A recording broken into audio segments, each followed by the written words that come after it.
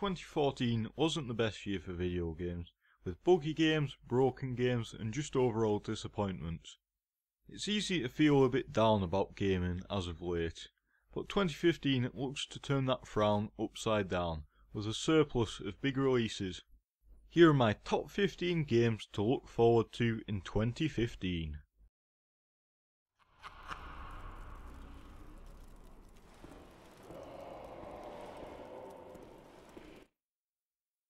Though I'm not the biggest Souls fan, having only played through Demon's Souls with a friend and planning on playing Dark Souls soon, that doesn't stop me from really looking forward to Bloodborne. It appears to be a very different beast to the Souls games. Obviously it's a lot faster than its predecessors and encourages more aggressive play, as you can recover some lost health by hitting an enemy soon after it's done damage to you. It looks to be a good and interesting change to the series' combat.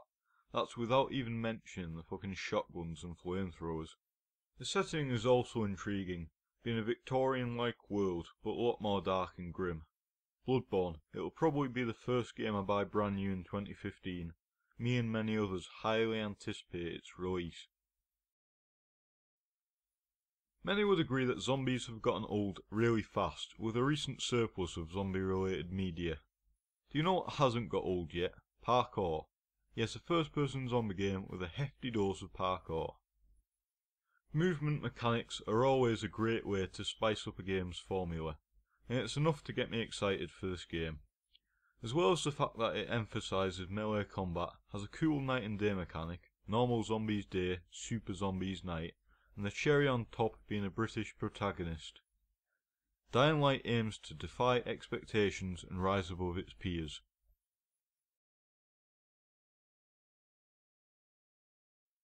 Hyper Light Drifter is a top-down action RPG with some of the best pixel art I've ever seen. They asked for $27k on Kickstarter and ended up receiving over $600,000. That's how great the first trailer was. The game's world is so intriguing. Maybe it's just the effect of the music, but everything came across more grandiose than it actually was. There's not much I can say about this that wouldn't be better said just by watching the trailer, so go do that. I believe Hyper Light Drifter is going to be the hit indie game of 2015 and I can't wait to play it.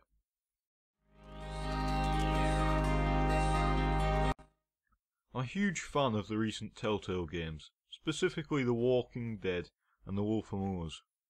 And it's obvious Life is Strange has took some inspiration from them, an episodic adventure game with cel-shaded graphics and a lot of choices. Don't get me wrong, this is by no means a bad thing. The Telltale formula is fantastic, and if developers want to use it to tell their own stories, good on them. Where Life is Strange differentiates itself, aside from the setting, is its time travel mechanic. You don't like the choice you've just made? Travel back and change it. This alone makes the game very interesting to me, and I'll be keeping my eye on it.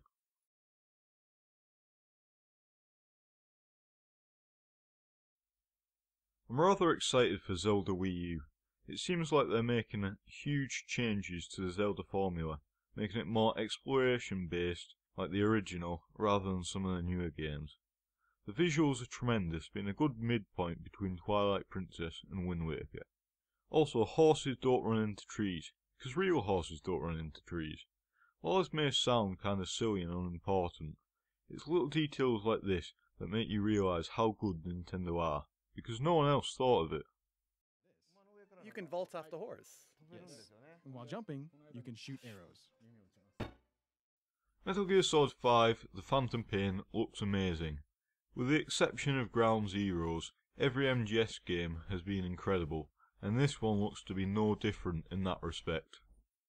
Still having the heart of a Metal Gear game, but with a new open world design and a bigger focus on gameplay, with things like the Photon, Mother Base and other new mechanics not yet seen in the series. The visuals look superb while still running at 60 FPS, and really, it's a Metal Gear Solid game, the first real release in the series for 7 years. How could anyone not be excited?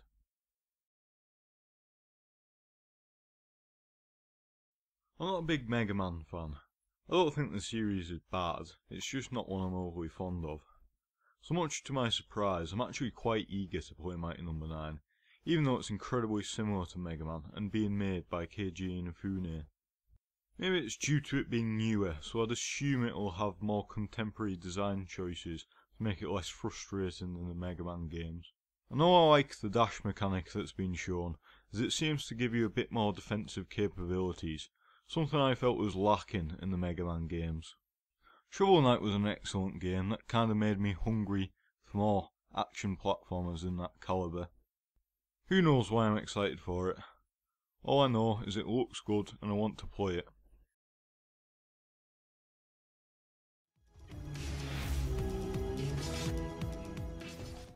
Everyone is still so enamoured with No Man's Sky, and I'm no different. Even if we don't know what the gameplay will be, besides exploring space and beautiful planets, that doesn't matter. Too few games come out with as much mystery surrounding them as No Man's Sky has, and it's really refreshing. It takes you back to the days when you'd know nothing about a game until you play it, and I'll be glad to get that experience again.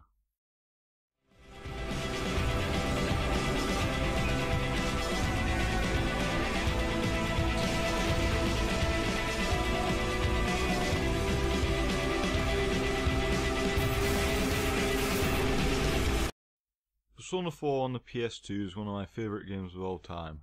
I haven't played the Vita version, so it's no surprise the sequel is on my list.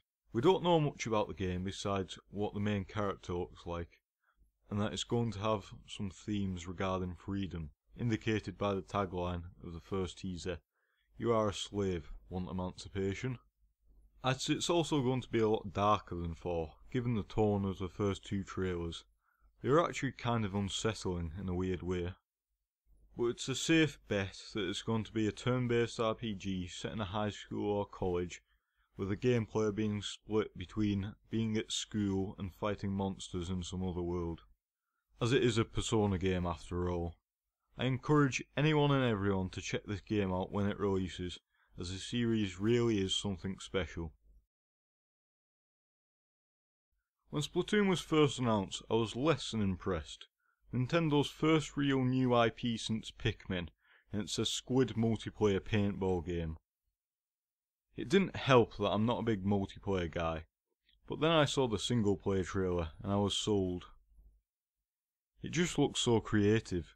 It's the only word that comes to mind. I've literally never seen anything like this before, and that's a rare thing when talking about games. The aesthetic is just so weird. One of the devs thought one day, why not make them squids? That's a direct quote and perfectly sums up why you should be excited for this title. While it's true we don't know much about the latest Star Fox game, it's the first Star Fox game to be developed by Nintendo since it was on the N64, and that's enough of a guarantee of quality you can ask for.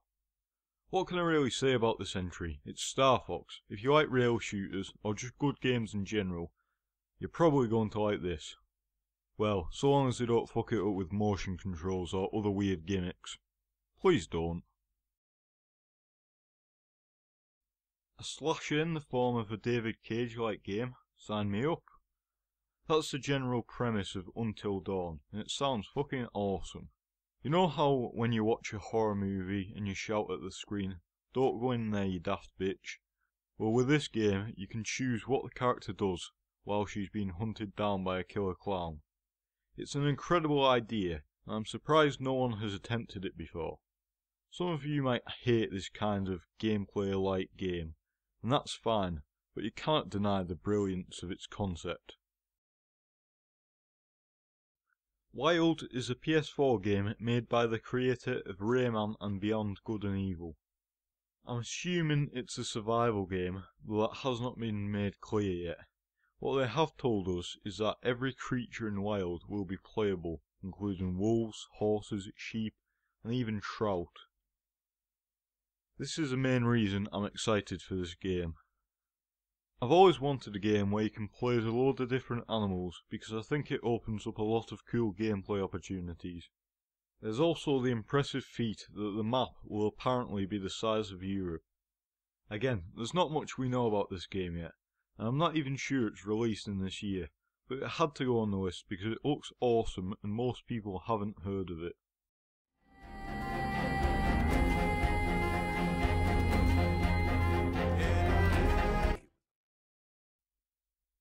I feel as though The Witcher 3 has been a bit forgotten recently. That's not surprising given the amount of things coming out this year. Hype or no hype, The Witcher 3 still looks to be an incredible game. The visuals are remarkable, probably the best on this list. They've decided to go open world, which is quite the trend for 2015. It is something the series needed, given how clunky and annoying getting around in 2 was. Mostly, I'm just looking forward to seeing the improvements they have made since The Witcher 2. It was a game with an excellent narrative, but everything else fell short. I tried to like it but couldn't. Here's hoping I'll enjoy 3 a lot more, and from what I've seen, I'm going to.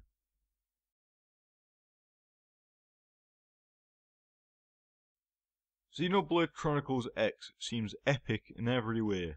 A story about the human race fleeing from Earth after an intergalactic war only to crash land on an uncharted planet.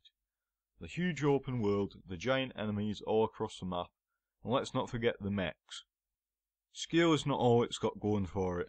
The game is also really beautiful, well aside from the faces. I don't understand how people can say it looks like a PS2 game. Those people probably haven't played many PS2 games. The only thing that worries me about this title is will I have time to play it, given how crowded this year will be, and this game is likely to take 50 plus hours to finish. Oh, a new Los Angeles. Really? All the cities they could have chosen to be the first for New Earth, and they go with LA. But I digress. Xenoblade Chronicles X should be a fantastic RPG for all to enjoy. Thank you for watching my video, I hope you enjoyed it. 2015 looks to be a great year for games. There's a few games that I wanted to put on the list, but I wanted it to be 2015 of 2015, so they missed out. Honourable mentions, Codename Steam, Batman Arkham Knight, Hellraid, Axiom Verge looks interesting. Also Final Fantasy 15, that game looks incredible, but I doubt it'll come out in 2015, although that would be fitting. Also, there's a lot of huge open world games, isn't there?